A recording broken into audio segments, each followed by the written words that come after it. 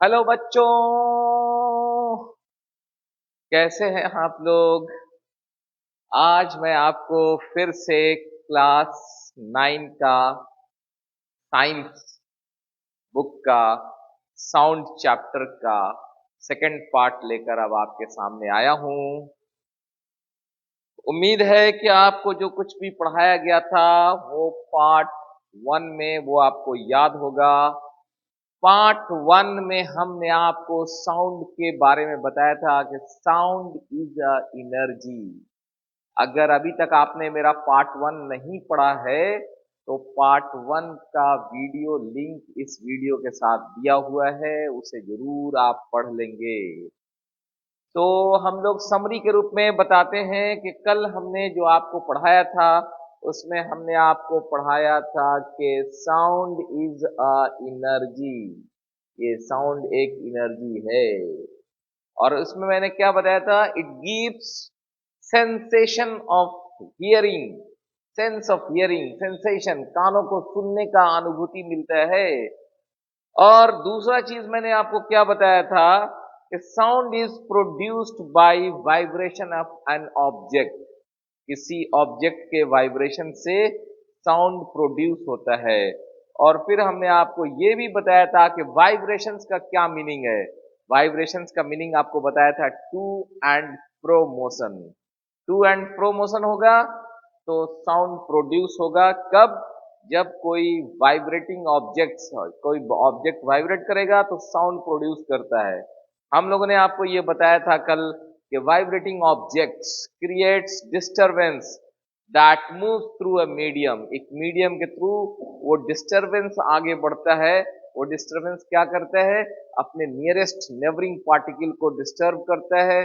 फिर neighbouring particle जो सबसे नजदीक वाला पार्टिकल है वो अपने बगल वाले पार्टिकल को डिस्टर्ब करता है और फिर वो उसके आगे वाले पार्टिकल को डिस्टर्ब करता है।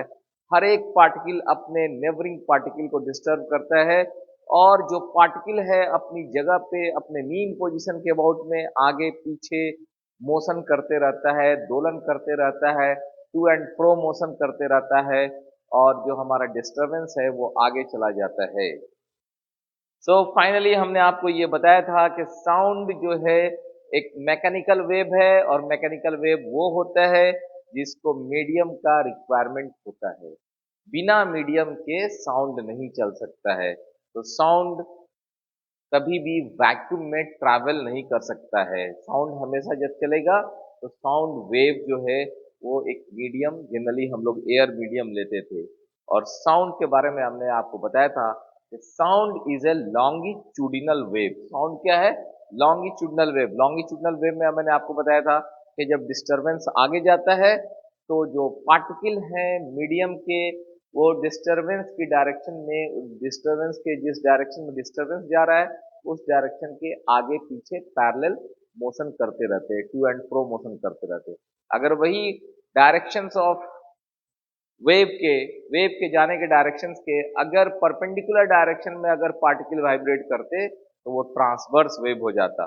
साउंड क्या है, लॉन्गिट्यूडनल वेव है, मैकेनिकल वेव है। मैकेनिकल मतलब उसको मीडियम की आवश्यकता है। तो ये था हम लोग का एक समरी जो कल हमने आपको पढ़ाया था पार्ट 1 में। अब हम लोग बढ़ते हैं पार्ट 2 के तरफ।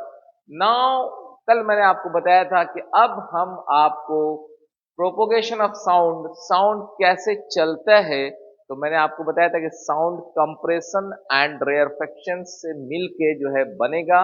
और इसको मैंने कहा था कि कल मैं इसको डिस्कस करूंगा। तो आज पार्ट 2 में propagation of the sound wave as a combination of compression and rarefaction pulse, ये मैं आपको डिस्कस करने वाला हूं। बहुत ध्यान से पढ़िएगा, काफी तवज्जो के साथ पढ़िएगा। बहुत कम समय में बहुत ज्यादा चीजें आपको समझ में आने वाली हैं।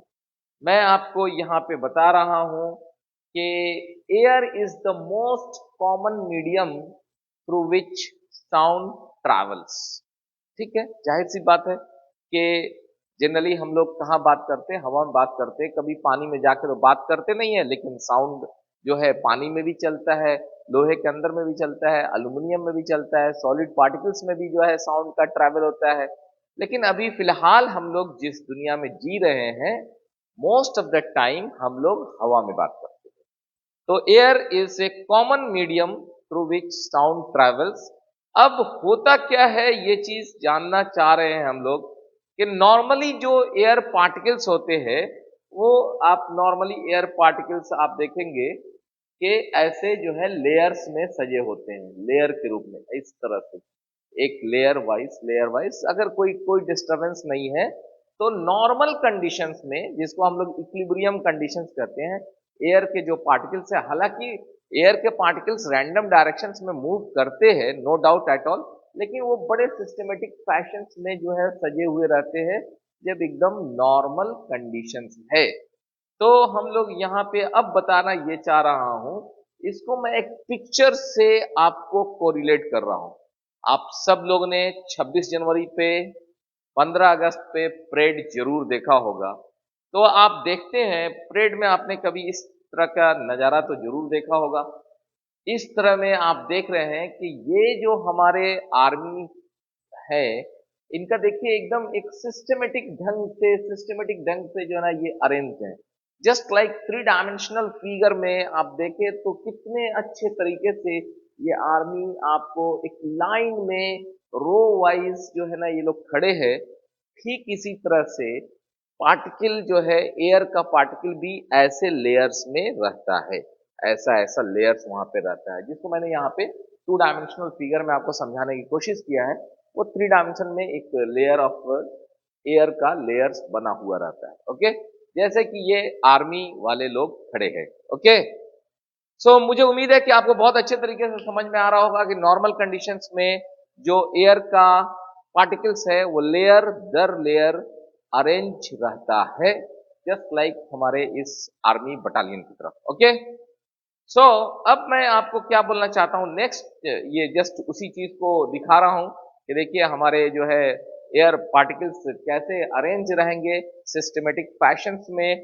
जस्ट लाइक ये सारे फिगर्स आपको सिर्फ इन्हीं चीजों को आपको एक फीलिंग देने के लिए, एक समझने के लिए कि जब एक नॉर्मल कंडीशंस रहता है तो एयर के पार्टिकल्स लेयर दर लेयर लेयर लेयर लेयर, एक लेयर दूसरा लेयर तीसरा लेयर, एयर पार्टिकल्स ऐसे अरेंज रखते हैं।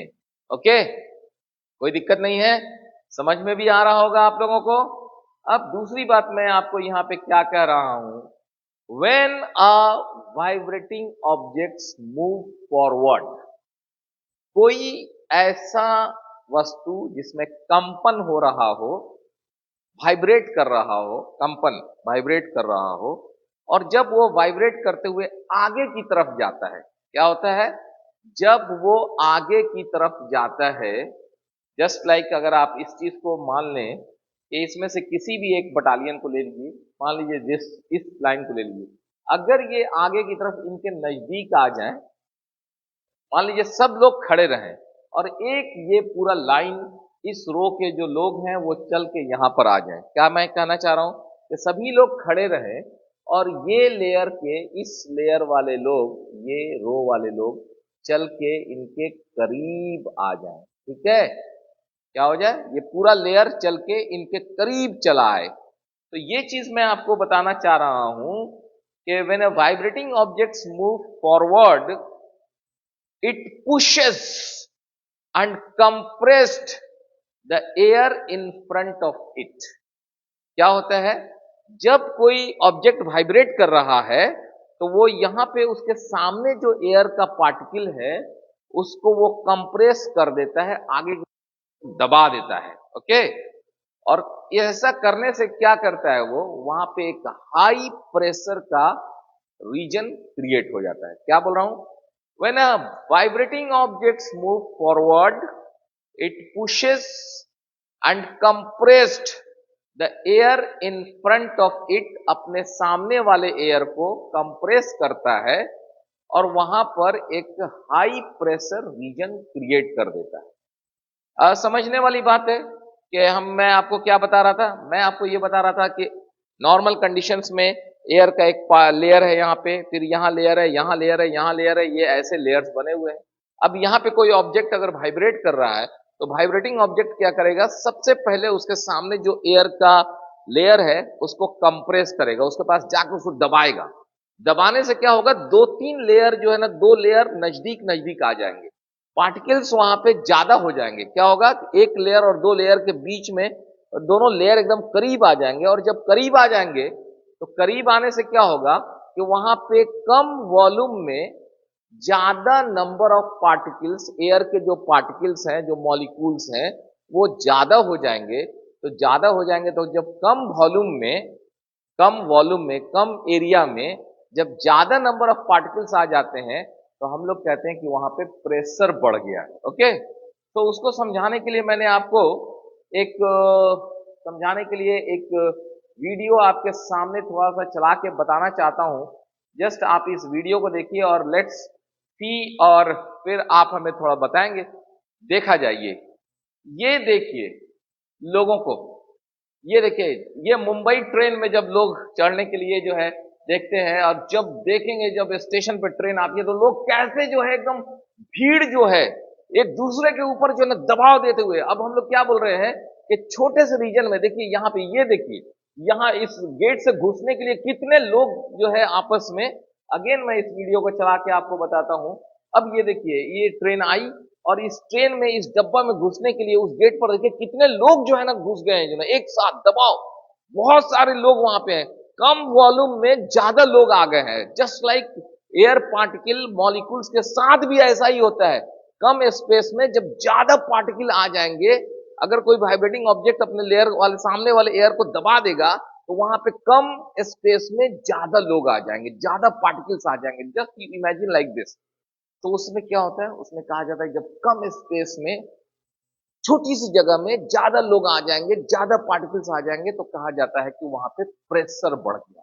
ओके, तो अब आप इस चीज को समझ चुके होंगे कि प्रेशर जो है, ये जो बात हम लोग कर रहे हैं कि when A vibrating objects moves forward, it pushes the and compressed the air in front of it, अपने सामने वाले एयर को कंप्रेस करता है। जैसे वो कंप्रेस करता है वो दूसरे लेयर के पास चला जाता है, पहला और दूसरा लेयर बहुत ही नजदीक आ जाता है। उससे क्या होता है कि कम स्पेस में ज्यादा पार्टिकल्स आ जाते हैं, और इसको आप हाई प्रेशर रीजन बोलते हैं। ओके, सो दूसरा जो है आपको ये मैं समझाने की कोशिश कर रहा हूं। यहां पे ये देखिए, अब देखिए, ये देखिए, देखिए कैसे ये जो है वाइब्रेट कर रहा है। जैसे ही ये वाइब्रेशन स्टार्ट हुआ, जस्ट जैसे वाइब्रेशन स्टार्ट हो रहा है, अभी ये नॉर्मली जो है आपको एयर का जो है ना अरेंजमेंट दिख रहा है, नॉर्मली एयर का अरेंजमेंट यहाँ पे दिख रहा है। और जैसे ही वाइब्रेशन शुरू हुआ, वाइब्रेटिंग ऑब्जेक्ट ने अपने नजदीक वाले एयर को कंप्रेस किया, और जैसे ही कंप्रेस किया तो आप देख सकते हैं कि जैसे ही, यहां देखिए, जैसे ही कंप्रेस,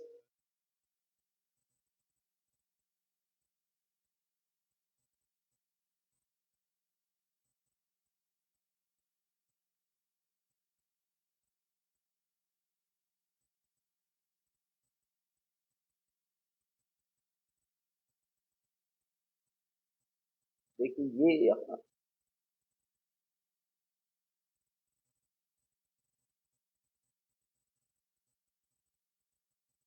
ये यस, ये देखिए दिस वन, जैसे ही ये फॉरवर्ड मूव किया था, ये देखिए इसने क्या किया, इस रीजन को देखने की कोशिश कीजिए। यहां पर पार्टिकल्स को इसने कंप्रेस कर दिया, और यहां पर आप देखेंगे क्या हुआ, यहां पर जो है हाई प्रेशर रीजन बन गया है। ओके, इमेजिन दिस वन, मैं आपको पूरे एकदम लाइव दिखाने की कोशिश कर रहा हूं, सो दैट कि आपके कंसेप्ट क्लियर हो। कि पहले आपने देखा था कि कैसे, यहां देखिए, यहां देखिए, ये एयर पार्टिकल्स एकदम नॉर्मल तरह से है, लेकिन जैसे ही यहाँ पे ये वाइब्रेशन शुरू हुआ था, ये प्रॉन्ज, ये आपका ट्यूनिंग फॉर्क का प्रॉन्ज जैसे ही आगे की तरफ गया था, यहाँ अपने पास वाले एयर्स को कंप्रेस करके आगे की तरफ दबाव देके वहां पे हाई प्रेशर रीजन क्रिएट किया। Is it? तो अब हम इस तरह से इस जगह पे पहुंचने वाले हैं। ये मैं एक फोटो फिर से आपको दिखा रहा हूं, सो दैट आप समझ पाएंगे कि यहाँ पे हाई प्रेशर रीजन जो है क्रिएटेड है। हाई प्रेशर रीजन के बारे में मैंने आपको बता दिया था कि number of particles come is little space में, अगर छोटे स्पेस में अगर नंबर ऑफ पार्टिकल्स ज्यादा हो जाते हैं तो उसको हम लोग हाई प्रेशर रीजन बोलते हैं, और इस रीजन को हम लोग कंप्रेशन बोलते हैं, और इसको जनरली हम लोग सी से दिखाते हैं। ओके, तो पहला चीज के जब कोई ऑब्जेक्ट वाइब्रेट करता है तो सबसे पहले वो अपने नजदीक वाले एयर को पुश करता है, दबाता है, वहां पे कंप्रेस्ड करता है, वहां पे एक हाई प्रेशर रीजन बनता है, और उस हाई प्रेशर रीजन का नाम होता है कंप्रेशन, और उसको हम लोग सी से लिखते हैं, सी से डिनोट करते हैं। Okay, so let's move forward next. अब हम लोग आगे की तरफ, this compression starts to move away from the vibrating object. ये जो कंप्रेशन पैदा हुआ था वो वाइब्रेटिंग ऑब्जेक्ट से दूर जाने लगता है। क्या होता है? वाइब्रेटिंग ऑब्जेक्ट से दूर जाने लगता है। तो अब इसको हम लोग समझाने के लिए अब आपको दिखाना चाहते हैं, अगेन एक वीडियो आपको समझाएंगे, जिस वीडियो को देखने के बाद आपका एकदम फंडामेंटल क्लियर हो जाएगा कि दिस कंप्रेशन स्टार्ट्स मूव। जो कंप्रेशन सी पैदा हुआ ना, वो कंप्रेशन आगे की तरफ बढ़ता है। कैसे आगे की तरफ बढ़ता है? Let's see this one. और अब आप इसको देखिए भी, इंजॉय कीजिए, और देन ये देखिए, वाओ, इसको हम लोग बोलते हैं स्लिंकी। ये देखिए, यहां से देखिए, इसको कंप्रेस किया गया, देखिए कंप्रेशन जा रहा है, ये देखिए, ये कंप्रेशन चला हुआ जा रहा है। वाओ, इसको बोलते हैं हम लोग स्लिंकी। ये घर में भी आप एक्सपेरिमेंट कर सकते हैं। क्या कीजिए कि ऐसा इस स्प्रिंग को, जिसको हम लोग स्लिंकी बोलते हैं, एक साइड में कहीं पे फिक्स कर दीजिए, और एक साइड में अपने हाथों से लेकर उसको ऐसे दबाइए, जो है ऐसे बार बार push pull push pull push pull करिए। आपको दिखाई देगा कि यहाँ पे वो कंप्रेशन जो है आगे चल के जाता है। Is it? फिर से मैं आपको दिखाने की कोशिश करता हूं। लेट्स एंजॉय एंड समझने की कोशिश कीजिए, विजुलाइज कीजिए। ये देखिए, अब देखिए ये कैसे कंप्रेशन चलते हुए जा रहा है, कंप्रेशन चलते हुए जा रहा है। वाह, लग रहा है? ये देखिए कंप्रेशन, यहां से कंप्रेशन ये चलते हुए जा रहा है। सो ये स्लिंकी से मैं आपको समझाने की कोशिश कर रहा हूं कि कंप्रेशन जब प्रोड्यूस हुआ तो वो कंप्रेशन जस्ट लाइक आगे की तरफ चलते हुए चला जाता है। यानी कि एक कंप्रेशन जो यहां पे था, कुछ देर के बाद यहां आ जाएगा, कुछ देर के बाद यहां आ जाएगा। ये कंप्रेशन आगे की तरफ प्रोसीड कर रहा है। ओके, सो अब नेक्स्ट हम लोग बात कर रहे हैं, तो दिस इज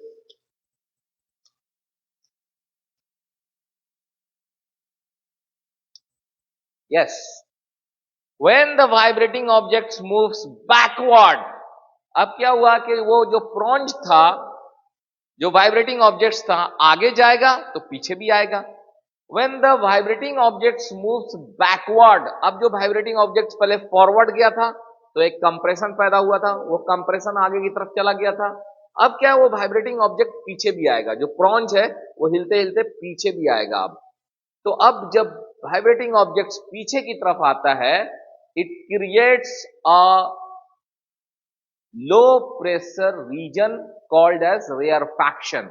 रेयरफैक्शन भी एक जब नंबर ऑफ पार्टिकल्स किसी रीजन में कम हो जाएंगे, जस्ट आप इमेजिन कीजिए कि जब पार्टिकल्स के लेयर दर लेयर थे, एक लेयर जाके कंप्रेस किया, कंप्रेस करने के बाद वहां पे एक बड़ा सा बहुत ज्यादा लोगों का जमावड़ा हो गया था, जिसमें आपका डेंसिटी ज्यादा था, उसको कंप्रेशन आप बोल रहे थे। अब क्या होता है कि एक प्रॉपर्टी होती है सारे जैसे एयर में एक प्रॉपर्टी है, उसको हम लोग बोलते हैं इलास्टिक प्रॉपर्टी। वो इलास्टिक प्रॉपर्टी क्या है कि इलास्टिक प्रॉपर्टी, जब एयर पार्टिकल्स को आप प्रेस कीजिएगा तो प्रेस तो हो गया, लेकिन जैसे ही आपका प्रोंज पीछे आएगा वो पार्टिकल भी पीछे चला आएगा।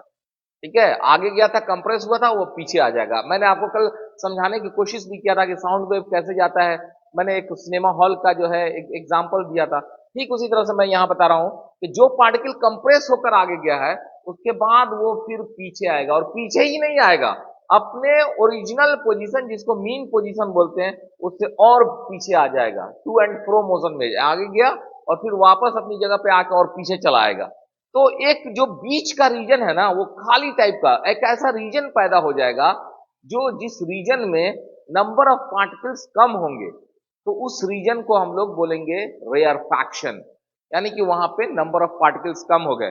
When the vibrating objects moves backward, जब वाइब्रेटिंग ऑब्जेक्ट्स पीछे की तरफ आएगा, तो क्या करेगा कि वहां पर एक रीजन पैदा हो जाएगा, एक ऐसा स्पेस, एक ऐसा जगह हो जाएगा जहां पे लो प्रेशर रीजन होगा, मतलब वहां पे नंबर ऑफ पार्टिकल्स थोड़े कम होंगे, और उसको हम लोग रेयरफैक्शन बोलेंगे। इस स्लिंकी को फिर से देखने की कोशिश कीजिए, let's see this slinky again.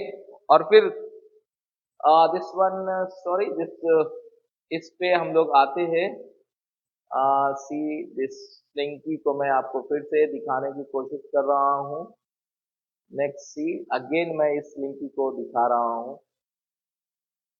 देखिए, अब यहां देखिए, यस, देख रहे हैं कंप्रेशन आगे जा रहा है, तो बीच का ये पार्ट यहां पर भी आप देख रहे होंगे, ये देखिए बैक, जैसे ये बैक गया, यहां पे देखिए, यहां पे जो है ना ये रीजन, जैसे ये बैक गया, यहां पे ये रीजन देखिए कि यहां पे एक ऐसा रीजन क्रिएट हो गया जहां पे नंबर ऑफ पार्टिकल्स बहुत कम है, ये स्प्रिंग बहुत दूर दूर है।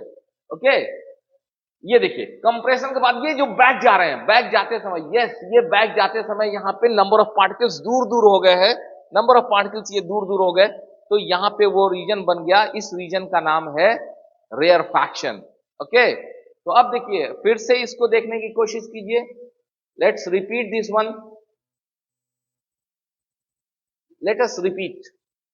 ये देखिए कंप्रेशन, एक कंप्रेशन, जैसे ही हम लोग ये हाथ पीछे आया, यहां पे देखिए, ये देखिए, इसके बाद कंप्रेशन आगे के हाथ पीछे आने के बाद यहां पे ये स्पेस, इस स्पेस को देखिए, ये स्पेस जब बैक जा रहा है ये हाथ हमारा, तो ये स्पेस में स्प्रिंग बहुत दूर दूर है, और नंबर ऑफ पार्टिकल्स जो है वो दूर दूर हो गए, और उनके बीच का जो रीजन है वो स्पेस जो है ना काफी ज्यादा हो गया, उसको हम लोग बोलते हैं कि वहां पे रेयरफैक्शन है, वहां पे पार्टिकल्स कम है, डेंसिटी कम है। ओके, तो इस तरह से हम लोग बोल रहे हैं, when the vibrating objects move backward, it creates a region of low pressure which is nothing but called as rarefaction, और उसको हम लोग आर से दिखाते हैं। अभी अब मैं, रेयरफैक्शन का मतलब है कि बड़े स्पेस में बहुत ही कम पार्टिकल्स है, उसको मैं एक आपको बड़ी ही कुछ सेलिब्रिटीज के फोटोज से और वीडियो से मैं आपको बताने की कोशिश कर रहा हूँ। ये देखिए इस रीजन में, देखिए अब मैं क्या बताना चाहता हूँ, जनरली आप इस टाइप से घरों में या कहीं पर नहीं देखते होंगे, ये क्या ना, कितना बड़ा स्पेस है, लोगों की संख्या कितनी है, फ्यू, 4-5 आदमी है, इतने बड़े स्पेस में ओनली फ्यू पर्संस, इतने बड़े रीजन में जहां पे हम लोग 50, 100, 200 आदमी आ सकते, वहां पे सिर्फ 4-5 आदमी है, तो इसका मतलब क्या है, ये 4-5 आदमी है यहाँ पे, ये रीजन में नंबर ऑफ पार्टिकल्स कम है, तो ये रेयरफैक्शन टाइप से आप इसको इमेजिन कर सकते हैं। ओके, यहाँ पे इस वे को देखें हम लोग, ये हमारा ट्यूनिंग फॉर्क है, ट्यूनिंग फॉर्क के वाइब्रेशन से इसमें पहले क्या हुआ, इसने एयर को कंप्रेस किया, ये यहाँ पे कंप्रेशन है, फिर जब हमारा ट्यूनिंग फॉर्क जब बैक जाएगा तो इस टाइप का रीजन पैदा होता है, जिसको हम लोग रेयरफैक्शन बोलते हैं। एक तरह से आप ये सोच सकते हैं कि ट्यूनिंग फॉर्क के वाइब्रेशन से एक बार कंप्रेशन जाता है, उसके पीछे पीछे रेयरफैक्शन जाता है, फिर कंप्रेशन जाता है, उसके पीछे पीछे रेयरफैक्शन जाता है, तो ट्यूनिंग फॉर्क वाइब्रेट हो रहा है, तो वो एक तरह से कंप्रेशन को आगे भेज रहा है, फिर पीछे से रेयरफैक्शन को भेज रहा है, फिर कंप्रेशन को भेज रहा है, फिर रेयरफैक्शन को भेज रहा है, तो कंप्रेशन एंड रेयर का एक सीरीज जो है वहां पे। तो हम लोग यहाँ पे ये बता रहे थे कि as the object moves back and forth rapidly, जैसे ही आपका जो वाइब्रेटिंग ऑब्जेक्ट्स है वो आगे पीछे जो तेजी से जब मूव करता है, तो बेसिकली करता क्या है, a series of compression and rarefaction pulse is created in the air। जब ऑब्जेक्ट तेजी से मूव कर रहा है, जब ऑब्जेक्ट आपका तेजी से मूव कर रहा है, वाइब्रेट कर रहा है आगे पीछे, तो वो कंप्रेशन और रेयरफैक्शन पल्स को सीरीज में भेज रहा है, एक लगातार जो है एयर में, मतलब एक कंप्रेशन पल्स गया, ठीक उसके पीछे रेयरफैक्शन पल्स गया, फिर कंप्रेशन पल्स गया, फिर उसके पीछे रेयरफैक्शन पल्स गया, तो इस तरह से आपको लगातार जो है आपको कंप्रेशन और रेयरफैक्शन पल्स जो है चलते रहते हैं।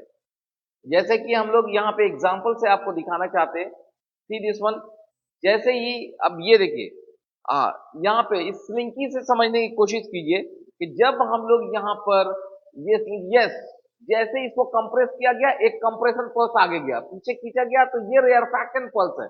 कंप्रेशन पल्स के पीछे रेयरफैक्शन, कंप्रेशन के पीछे रेयरफैक्शन। तो कंप्रेशन और रेयरफैक्शन का एक सीरीज जो है चलता हुआ रहता है जब कोई ऑब्जेक्ट वाइब्रेट करता है। तो इज इट वेरी क्लियर होना चाहिए। इसको फिर से आप एक दो बार जो है इस वीडियो को देखेंगे सो दैट कि आपका एकदम कंसेप्ट क्लियर हो जाए कि जब कोई object to and fro motion करता है तो वो सीरीज ऑफ आपको कंप्रेशन और रेयरफैक्शन पल्स, कंप्रेशन जा रहा है उसके पीछे रेयरफैक्शन, कंप्रेशन उसके पीछे रेयरफैक्शन। देख रहे हैं, ये देखिए एक कंप्रेशन जा रहा है उसके पीछे एक रेयरफैक्शन भी जा रहा है, कंप्रेशन रेयरफैक्शन, कंप्रेशन रेयरफैक्शन। तो एक सीरीज ऑफ कंप्रेशन और रेयरफैक्शन पल्स जो है ट्रैवल करता है। दूसरा एग्जांपल से आप देखेंगे,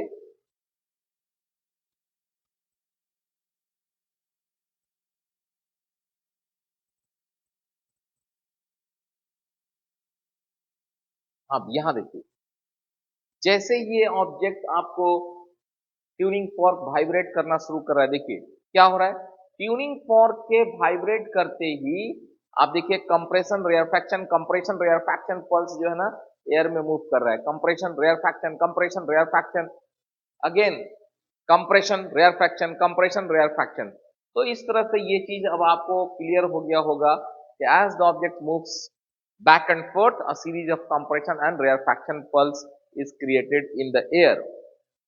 These makes the sound wave that propagates through the medium। ये कहना ये चाह रहा है कि अब इस तरह से जो साउंड वेव प्रोपोगेट करता है वो कंप्रेशन और रेयरफैक्शन मिलके एक कंप्रेशन और रेयरफैक्शन मिलके एक साउंड वेव बन जाता है, और इस तरह से साउंड वेव प्रोपोगेट करता है कंप्रेशन और रेयरफैक्शन पल्स के रूप में। ओके, तो यहाँ पे उसी फिगर को हम लोगों ने बताने की कोशिश किया है कि आप देखें जो है यहाँ पे आपके पास ये जो वाइब्रेटिंग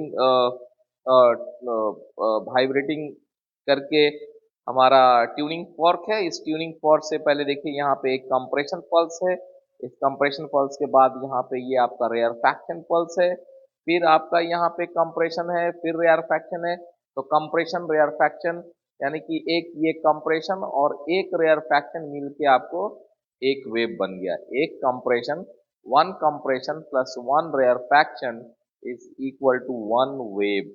ओके, तो एक वेव हमारा बन गया एक कंप्रेशन और एक रेयरफैक्शन मिलकर, और ऐसे बहुत सारे सीरीज में ये चीजें होती रहती हैं।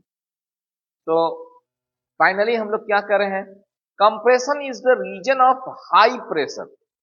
जाहिर सी बात है कि ये कंप्रेशन जो है, ये कंप्रेशन जो आप यहाँ देख रहे हैं या कंप्रेशन जो आप यहाँ देख रहे हैं, यही कंप्रेशन, ये कंप्रेशन यहाँ से चल के यहाँ पहुंचा है, ये कंप्रेशन यहाँ से चलते हुए यहाँ तक पहुंचा है।